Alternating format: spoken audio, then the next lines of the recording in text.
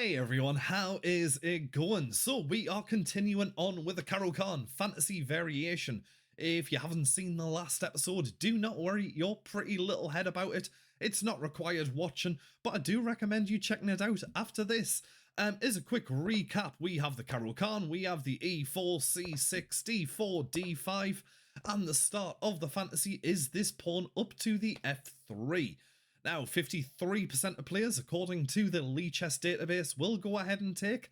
That's what we covered in the last episode. Today, let's have a little look at this line. The pawn coming down on the G6, making room for the Fianchetto.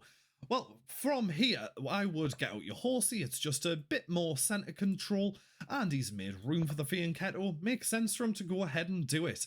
Now, I am going to recommend pushing forwards the pawn to the E5. I wouldn't go ahead and take, because if you do, he does. He's just going to be raining fire and brimstone on this pawn. This pawn here is going to be very, very weak. Now, yes, you may be thinking he has a bit of a weak pawn there, but once this is pushed forwards, it's not too much of an issue. He can bring across all kinds of fire and brimstone upon this pawn. And because we have this pawn on the F3 there, you know, blocking in our horsey, it's going to be very hard for us to try and defend it. You know, like, we can bring the horsey across to here, but, you know, now we're blocking in the bishop. It's a bit ugly. To me, it just makes more sense to just push forwards the E5. While this pawn on the F3 is slight weakness for us, we are now taking over the F6 for them. It's blocking in their horsey, it's kind of nullifying that diagonal for the Fianchetto. Just makes a lot more sense. It's a win-win situation for us. Couple of choices for black here. You may just see him swing round the horsey to the H6, just getting it out of the way, looking at rerouting it around. From here, we can just get across our bishop somewhere like here, and then after he goes ahead and castles, he has fallen right into a trap. This horsey is about to fall. We can just push forwards the queen to the D2 there, and there is no way of him saving this horsey right now. Just to show you, he jumps across to here, to the F5, well, we can just push forwards the G4 there. If he was to come around to here, then we just bring across the bishop, and he has no way of getting out of here. You can see every exit is covered. Really, he's just going to go ahead and like capture, we capture back, and we're just going to go ahead and win the game. If he is to instead to come across to here, just try and take a pawn, because he knows he's going to lose a piece, we come up and take it, and nice and comfortable game for us there. Instead, what he should do is to push forwards the F6 before he goes ahead and does the castle. We go ahead and take, he takes back, we push forward the queen, threaten to capture this. He now has room to jump back to here before he goes and castles off. So we go and castle off to the queen side, he castles to the king side, and things are a lot more comfortable for black now. Well, he's castled off one side, we're castled off on the other. We can start throwing our pawns down, so get your pawn down to the H4 there. He comes down with the B5.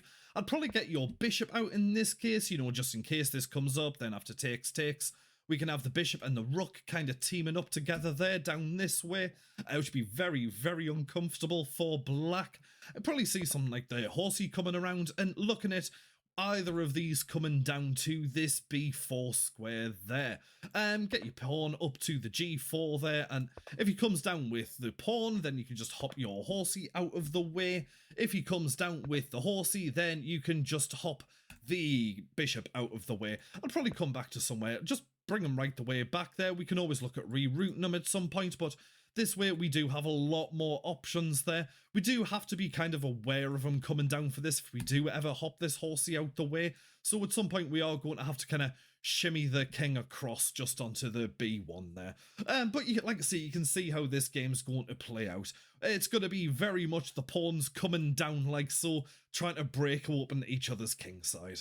Alright, let's swing it back to here. So we've just pushed forwards the E5 there.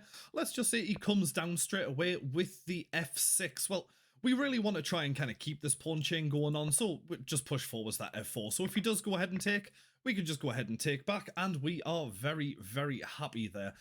Instead, probably what you're going to see is him swinging around the horsey like so, and then from here, I would get across your light square bishop onto the E2, just in case he does start coming down with any kinds of shenanigans. After black gets castled off, we can get our horsey to the f3 there, and then after he comes down looking for this, then we can get castles off there. So black's horsey swings around to the f5, and from here we're going to play what looks like a strange move, but it does make sense. We hop back the horsey to the e1 and open up the bishop. Now, like I said, this looks strange, hopping the horsey back. However, this is the best way of ensuring we keep a nice and safe centre.